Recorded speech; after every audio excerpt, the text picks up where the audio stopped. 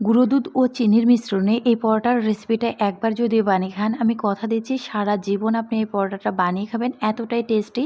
আর সবাই তো অবশ্যই পছন্দ করবে। শুরুতে এখানে 2 কাপ পরিমাণ ময়দা নিয়ে নিচ্ছি, সাথে আমি দিয়ে দিচ্ছি 1 টেবিল চামচ রান্নার তেল আর সামান্য 1 চিমটে লবণ দিয়ে দিচ্ছি।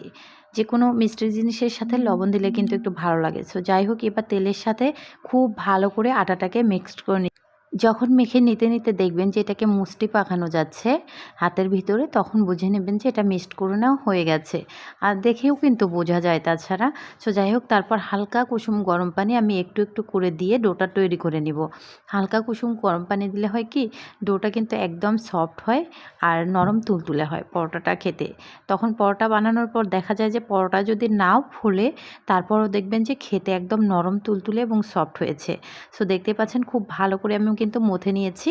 এখন আমি আবারও সামান্য একটু তেল ডোটার গায়ে মাখিয়ে এটাকে রেখে দিব সাইডে 20 মিনিটের জন্য। আপনারা চাইলে সরাসরিও বেলতে পারেন, তবে রেখে দিলে কিন্তু একটু ভালো হয়, নরম তুলতুলে সফট হয়।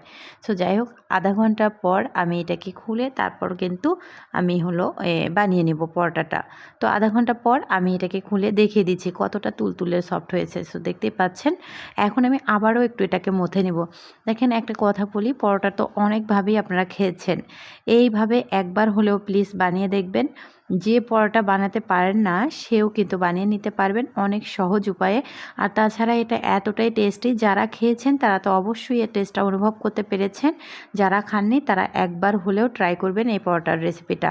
এটা অনেক ভালো লাগে, এমনিতেই খেতেও ভালো লাগে, তাছাড়া যে কোনো জিনিসের সাথেই খেয়ে নিতে পারবেন।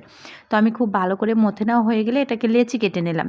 লেচি কাটার পর এখন আমি বেলে নেব। পরোটা তো আমরা সবাই কম বেশি বেলতে পারি, যেহেতু রুটিটা সবাই কম বেশি বেলতে পারি, এই জন্য রুটি বানানো আর দেখালাম না। এখন পরোটা আমি বানাবো। প্রথমেই কিন্তু এই রুটিটার উপরে একটু গুঁড়ো দুধ ছিটিয়ে দিচ্ছি। 1 টেবিল চামচ গুঁড়ো দুধ আমি খুব ভালো করে সমস্ত রুটির গায়ে প্রথমে মেখে নিচ্ছি। তারপর এখানে আবার 1/2 টেবিল চামচ চিনি অ্যাড করে দিচ্ছি। মিষ্টির পরিমাণ বাড়িয়ে দিতে পারেন ইচ্ছা করলে, চিনিটাও 1 টেবিল চামচ দিতে পারেন। তো এখন এই যে পরোটার আকারে আমি শেপটা করে নিচ্ছি। তো তারপর একটুখানি বেলে নিলেই কিন্তু এটা একদম রেডি। একেবারে সহজ।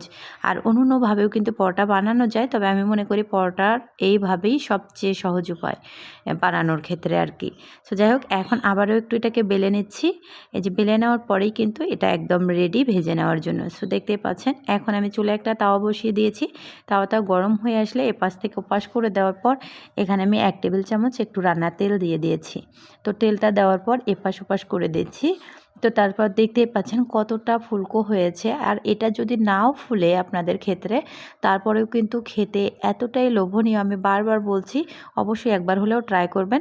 আর ইউটিউব, ফেসবুক যেখান থেকে দেখেন না কেন আমার পরিবারে যুক্ত হয়ে যাবেন। প্লিজ একটা হলেও লাইক, কমেন্ট, শেয়ার করবেন। ভিডিও দেখার জন্য অসংখ্য ধন্যবাদ। আল্লাহ হাফিজ।